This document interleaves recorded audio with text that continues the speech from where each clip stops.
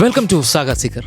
നമ്മുടെ കൊച്ചു കേരളത്തിൽ പറോട്ടയും ബീഫും ബിരിയാണിയും പിന്നെ ഷവർമയുമെല്ലാം ഒരു ആഹാരത്തിനപ്പുറം ഒരു വികാരമായതുപോലെ ജർമ്മനിക്കും ഉണ്ട് അങ്ങനെ ഒരു വൈകാരികമായ വിഭവം. അതിൻ്റെ പേരാണ് ഡോണർ.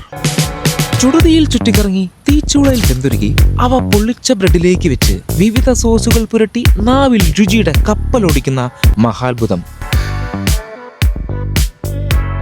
നമ്മളിന്ന് കഴിക്കുന്ന ഏതൊരാഹാരവും ഏതോ മനുഷ്യൻ്റെ അല്ലെങ്കിൽ ഏതെങ്കിലും മനുഷ്യരുടെ ഉള്ളിൽ ഉണർന്നു വന്നൊരു കല തന്നെയാണ്.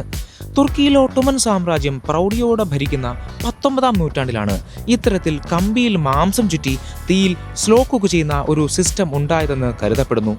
1855 ജെയിംസ് റോബർട്ട്സൺ പകർത്തിയ ഈ ചിത്രമാണ് വെർട്ടിക്കൽ കെബാബിൻ്റെ ഏറ്റവും പഴക്കമുള്ള ഫോട്ടോ. പക്ഷേ ഇവിടെ കഥ ആരംഭിക്കുന്നത് ഇങ്ങനെയായിരുന്നു.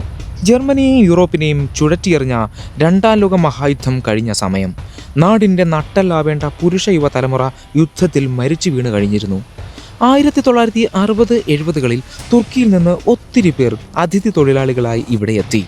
അതൊരു വെറും വരവായിരുന്നില്ല, മറിച്ചൊരു രുചിയുമായാണ് അവരെത്തിയത്. അതുവരെ റൈസിനൊപ്പം കഴിച്ചിരുന്ന ട്രഡീഷണൽ ഡോണർ കെബാബിന് ഒരു മാറ്റം സംഭവിച്ചു.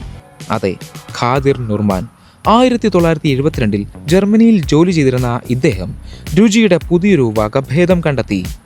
ഒരു ഫ്ലാറ്റ് ബ്രെഡ് രണ്ടായി ചീന്തി അതിൽ മീറ്റും സാലഡും ആഡ് ചെയ്ത് ജർമ്മനിക്കാരുടെ തിരക്കുള്ള ജീവിതത്തിന് യോജിച്ച ഡോണർ കെബാബ് സാൻഡ്വിച്ച് കണ്ടെത്തി. മെക്ഡൊണാൾഡ്സും ബർഗർ കിങ്ങിനെയൊക്കെ പോലും കടത്തിവെട്ടി ഒരു ദിവസം ഏതാണ്ട് $3 മില്യൺ ദിവസവും വിൽക്കപ്പെടുന്നു.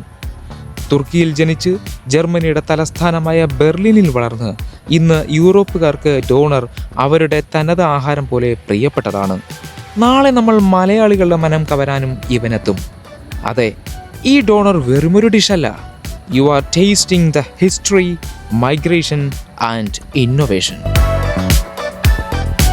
കഥയും ചരിത്രവും വർത്തമാനമൊന്നും ഇവിടെ അവസാനിക്കുന്നില്ല. ഉടൻ തന്നെ അടുത്ത വീഡിയോ ആയിട്ട് കാണാം. Stay tuned.